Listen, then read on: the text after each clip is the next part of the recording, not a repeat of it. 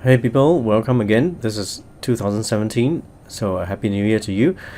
I'm Patrick. This is the next tutorial on expressions. This is what we're going to do in this session. What you can see here is a group of 4 cubes. Their behavior of the last 3 cubes is dependent on and driven by the values that are reading off, and each of the following cubes after the first cube is reacting in a different way, but they're all depending on the value of the first one. And the only driving thing that they're looking for in the first cube is the translate z. So let's change the value and observe how the other cubes are reacting. So before we build this, let's try and describe what's happening here. Alright, as this translate z is moving on my very first cube, that cube in itself, let's call it cube 1 in itself, the rotate z around this blue axis, which is z, is changing and reacting to that distance that's traveled. So if we don't move this, nothing happens, but once we move, a couple of things happen. As this translate z increases in value, the distance between each of those cubes also increase in value. Okay, and just as this cube is rotating around the z-axis, you can see those 3 other cubes are also rotating around their z-axis, right? And they are rotating in different amounts, and it looks like as the cube number increases, so this is p cube 1, p cube 2, p cube 3, and p cube 4. So p cube 2 is rotating a little bit faster than p cube 1, and p cube 3 is rotating slightly faster than, by the same amount actually, than p cube 2, and then p cube 4 is again by the same amount rotating faster in the z-axis than p cube 3. Okay, so it happens in the negative as well. Here it's quite obvious. Again, the same offset for all of them. Okay, let's just take a look at what's being driven. So we know that it's purple and magenta in color, so it's an expression that's driving translate z and it's rotate z, and the same thing, translate z and rotate z, translate z and rotate z. So I'm going to select all of these cubes and select these 2 channels and just break connections. We are starting anew, so I would like to 0 the rotations of all the cubes. I like to think of x as a left right, so just now whatever I've implemented was along z, so let's make it right this time. So let's 0 out translate z as well, and just for clarity's sake, just pull cubes 2, 3, 4 along that x-axis so that we can see them and they're not all stacking on top of each other. Let's start our expression. So everybody's going to be driven by the p cubes translate x. So as I have this object selected and we select this translate x, this is going to be that default object. So I could say p cube 1 translate x, which is known to Maya, the internal name, is equals to 1. Okay, so if I create that, oops, looks like 1 unit in the positive axis is the other way around, which is facing this direction. So I've been pulling these cubes in the negative. Doesn't matter, when we implement our expression, they will just snap to the correct place. Right, okay, let's delete that. Expression is deleted and channel box no longer controlled by an expression. Instead of translate x, there are some short names, and I can do a tx.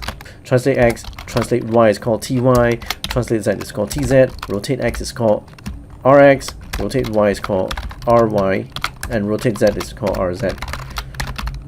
Okay, and scale x is called scale x. Okay, so they all have short names for the attributes. You can look up the technical manual for Maya if you want to find out more.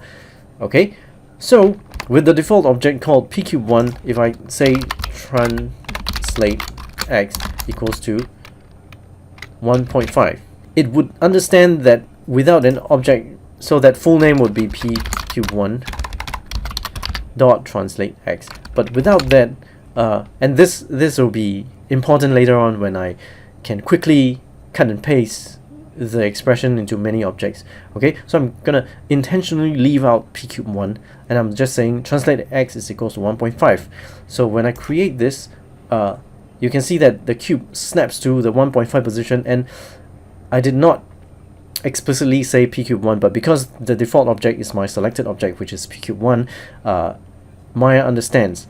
And now if I reload this, you can see that Maya sort of translated and explicitly put in that p cube 1 for me. So again, I'm gonna delete this, okay, and selecting p cube 1, I'm gonna say tx goes to 0.8. So then again, we are targeting p cube 1 because that's the default object.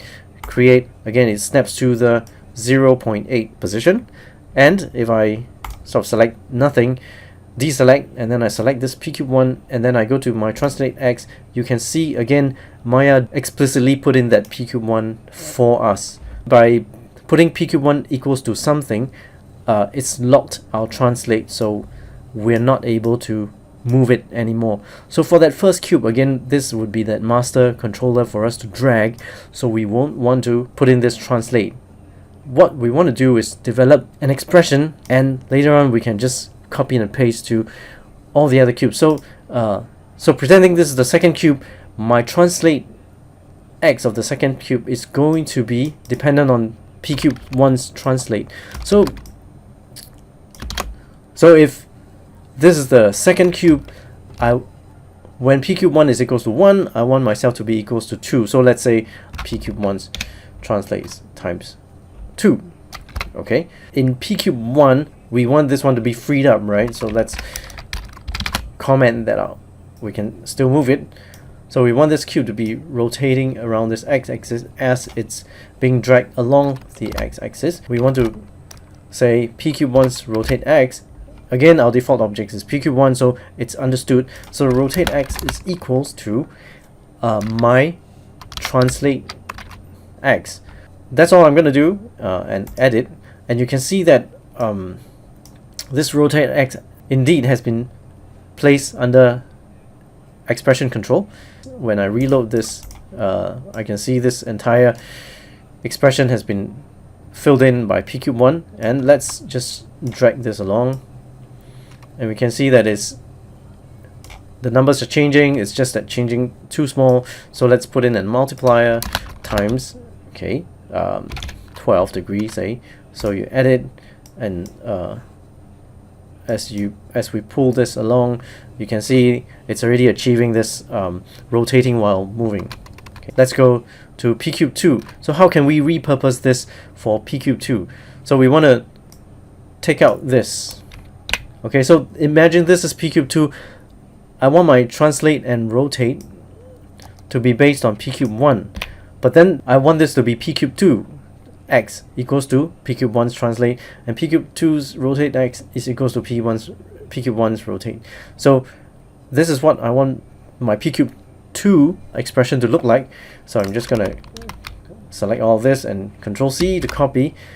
I don't want to hit this edit because this is p cube 1 and just now it was working. So I'm just editing this in preparation to paste on p cube 2, but I don't want to mess up the p cube 1 expression, so I just hit reload, and it gave me back my reading from the existing p cube 1. So no damage is done, and when I drag this, it's still working. Okay, so now let's go to p cube 2, and now you see that the default object is p cube 2. So now what we want to do is paste what we copied. This was commented out, but let's try create. Okay, what happens is p cube 2's rotation is in place, okay, but the translate is not following. So now let's drag, and you can see that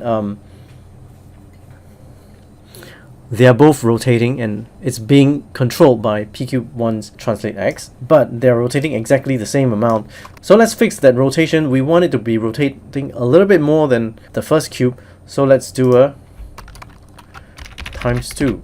So when we edit,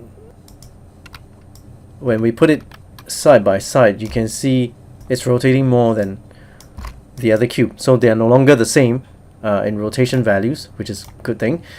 Now we want this to be double the distance of p cube 1 from the origin, which is 0, 0, 0. I want this translate x, which I don't need to type, okay, p cube 2, it be equal to p cube 1's translate times 2. Let's edit it. And you see that now when we go to drag that p1 cube along, you can see this p cube 2 that's translate x being affected by p cube 1, and the rotate x is also being affected by p cube 1 and driven by this expression. So what we're going to do about p cube 3, I'm going to prepare this expression to paste on p cube 3. I'm going to take out this p cube 2 dot, right? And then when we paste it, Maya is going to translate and slap on the p cube 3 name so that it would be affecting p cube 3. But we know that these values are exactly for p cube 2, so p cube 3 would end up in the same position as p cube 2, so something's going to change, right? So we times 2 p cube 1's translation for p cube 2, so in p cube 3 we're going to times 3, right? So 3 times the distance of p cube 1 away from the center of the world. So 3 times, and the rotation now is exactly the same, so let's do a 3 times as well. Okay, so remember, don't hit edit. This is for p cube 3, so select all this and copy and reload, and this is still for p cube 2. Select p cube 3, and with this default object just paste and create. When we reload, you can see that p cube 3 is automatically filled up. Let's try to move our translate x, and you can see the further they get away, they move away, the further this p cube 1 moves away from the center, the further in multiples of, this is twice the distance of p cube 1 to the world, and the third cube is 3 times the distance of p cube 1 to the world. Okay, so now let's do p cube 4. So it's easy, isn't it? So we go to p cube 4, and let's paste again, and then instead of 3, let's change these two to 4 and create, and very easily we have achieved what I've shown you in the beginning of the video. Okay, so let's talk about efficiency. Is there any way to increase this efficiency? This is a simple example where there are just 2 lines, but if we get a bit more complicated, I would have to hunt down like where is 2.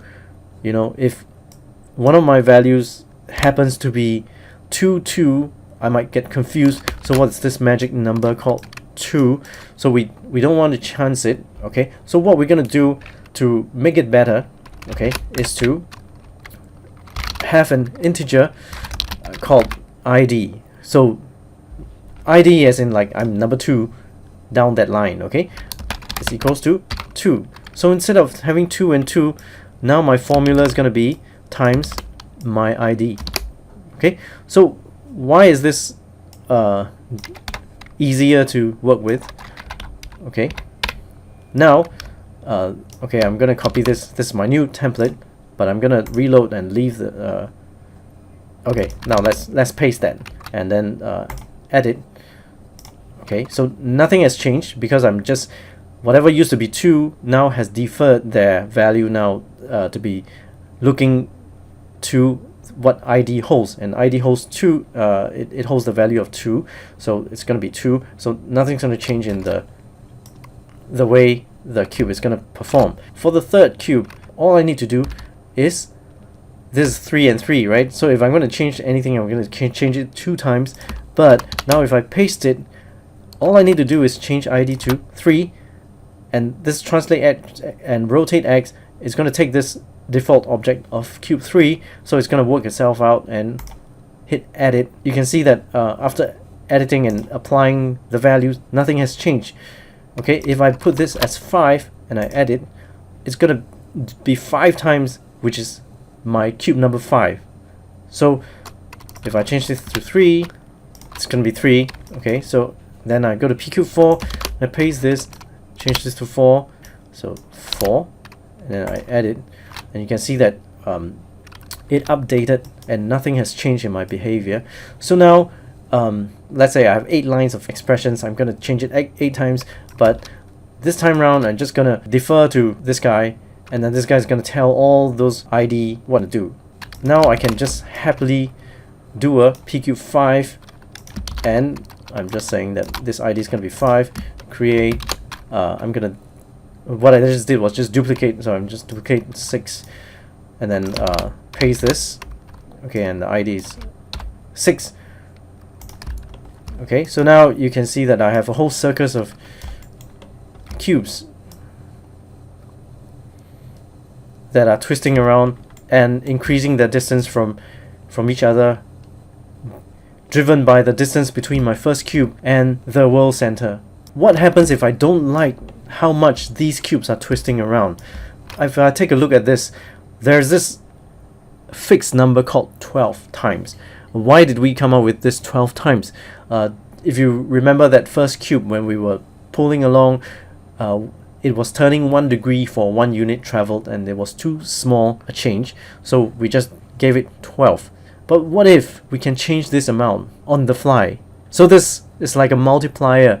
1 for 1 wasn't enough. Okay, so let's take this rotation. It was 12, right? So if I put like 2, this is just affecting the rotation of my first cube. Okay, you can see that this first cube is barely turning because that rotation versus the distance traveled is not enough, so we're just giving it a multiplier like 8. Okay, so now it's moving more, or I could give it 45. Okay, and you can see that it's moving a lot. So because for each unit traveled, it's gonna turn 45 degrees. Instead of giving this a fixed number, I want to create an attribute and let it drive everybody else. So what we're gonna do is now create our own attribute, add attribute. Okay, this is an add attribute editor. It's called rotation multiplier, so rot mult. Our default value is you don't need really to worry about that. Just add and look at this channel box. Once we add it, it's there. It's called rot mult, and what this is going to do is, remember, we're going to have okay, the first cube is special. It doesn't have an ID, right? But it's going to look to its rotation multiplier in this list of pcube1 attributes. Once we added this rot mult, we're going to see this new attribute coming up here. So I'm going to do a rotation multiplier was like 12, right? So it's going to have this value 12, and instead of hard coding this, we're going to make this this multiplier look at this rotation mult. So it's called rot mult from this name here. Okay, so then we're going to hit edit.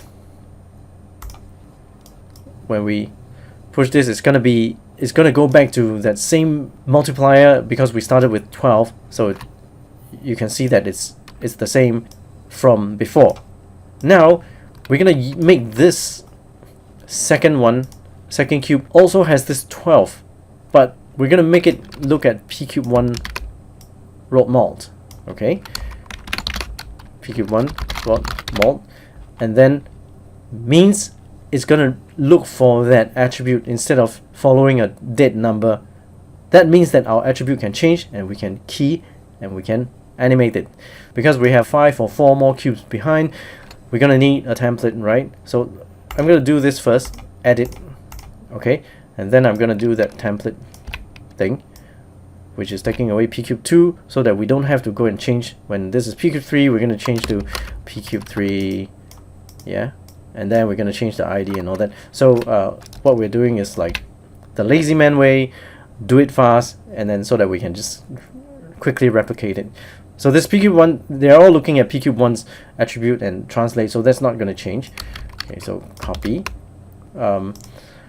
We select back this translate X, and you can see that this is still working. So go to this and hit translate X. We bring back up our expression, paste this. The only thing that needs to change now is number 3, because this is the third cube. Okay, so it works. Go to pq4, translate, bring up that the existing expression, paste it, and then all we have to do is just change to 4, edit. We have no errors. 5 and number 5, edit to update, paste, number 6, edit.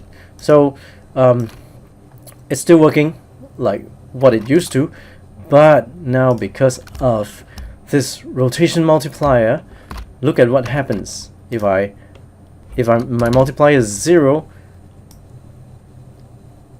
Anything times 0 is 0, right, in mathematics. So everybody's rotation is going to be 0, and then all we have is that doubling of the distance times 3 times 4 times 5 times 6.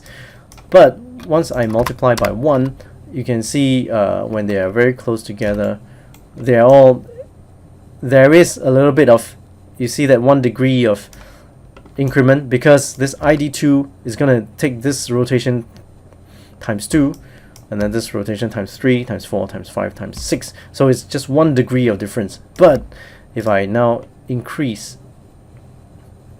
my rotation multiplier, because everybody's reading off this attribute very fast, you can end up with some interesting patterns.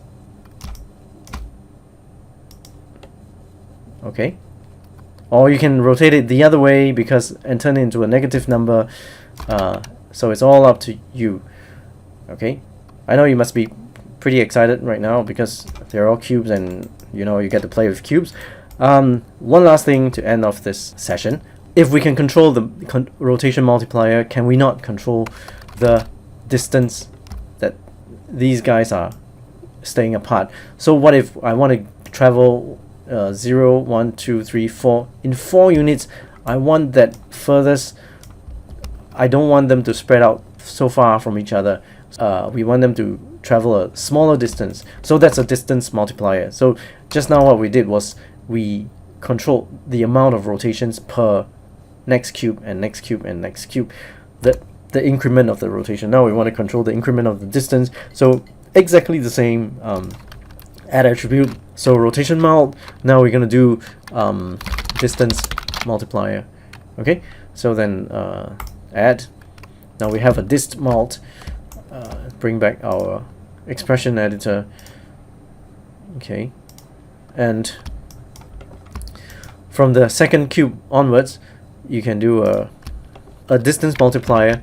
So you have that translate x. Now it's multiplying by the ID. So whatever x distance that the first cube traveled will be multiplied by 2, by 3, by 4. So that's times 2 times 3 times 4.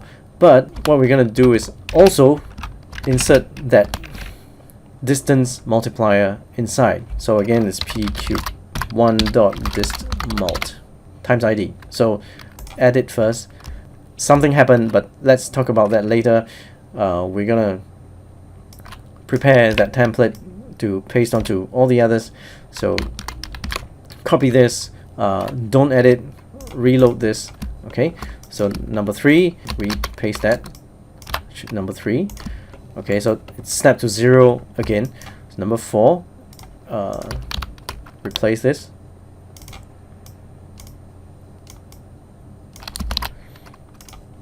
Number 5, replace to ID 5, and 6, ID 6, edit. So you can see those cubes are now just all rolling on top of each other. So what happened there is that because the distance multiplier is 0, right? So anything times 0 is equals to 0. So all that x is 0. But if I do a 0.2, or let's just do a 1, okay? So this times 1 is exactly what our original behavior. If I do 1.5, you can see that that distance has been exaggerated by, so this is 1 time and I get 1.5 times. Okay, so we can sort of bring them closer to each other. So from what I was trying to do just now, you could see that this, as I changed my distance multiplier, something strange and unexpected happened, isn't it?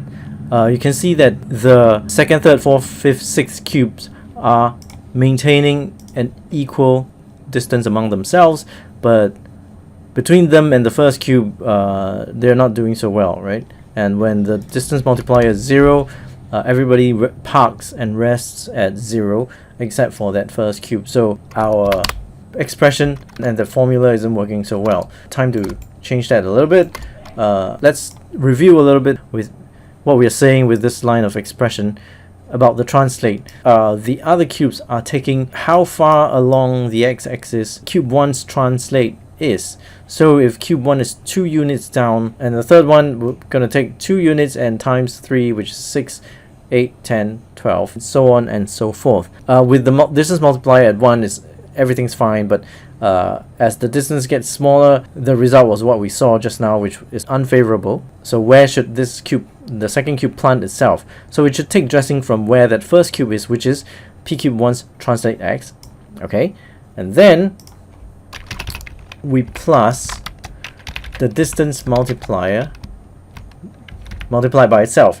So this distance multiplier is that number from the attribute of p cube 1. So that's that distance that now we're going to tell each of them, say you gotta keep let's say 1 unit, and then the third cube would take this 1 unit times 3.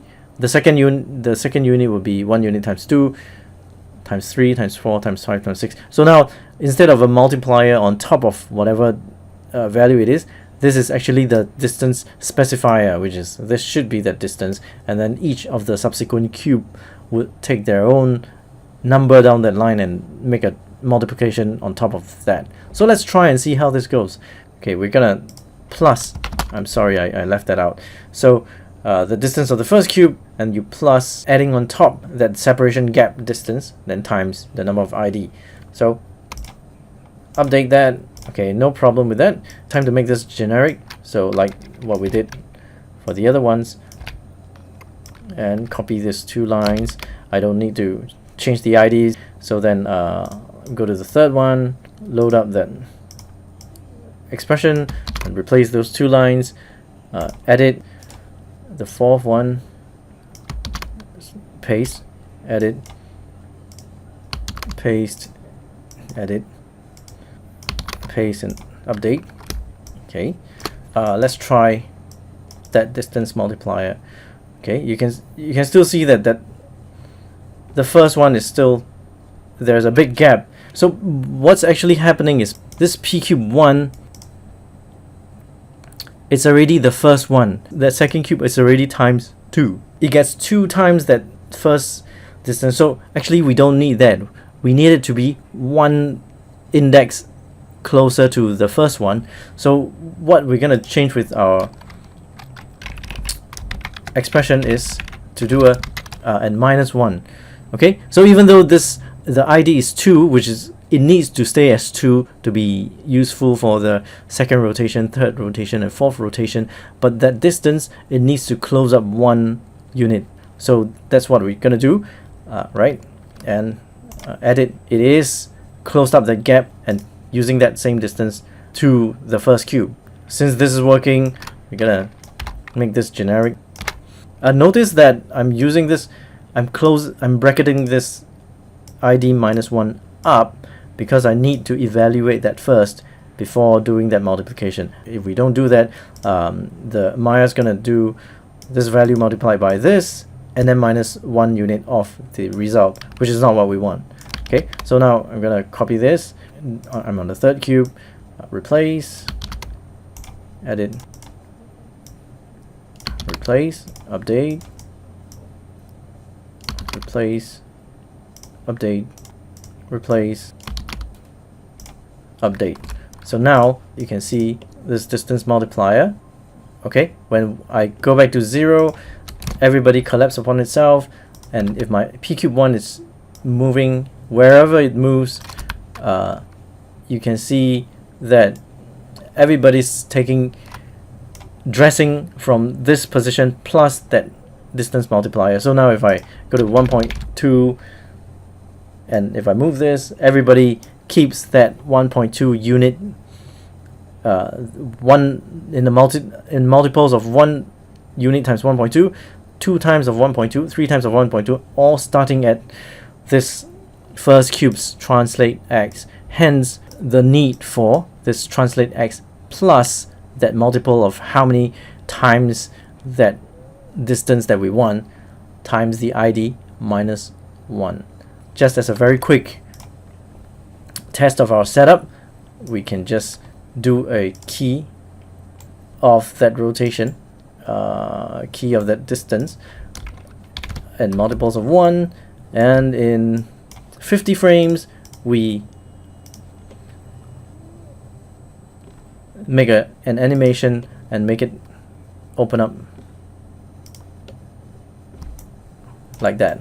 Now let's play back our animation, and you can see it open up like that, and then we can make it close back up again by copying this key to frame 100 and key selected, and making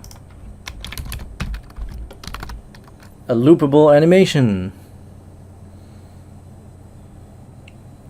Yeah, so I'm keen to see, and I'm keen to know about what you can do with techniques like this. This is just one possibility of using in a flexible way, and I hope you can do something interesting. Let me know, post anything that you manage to do with expressions.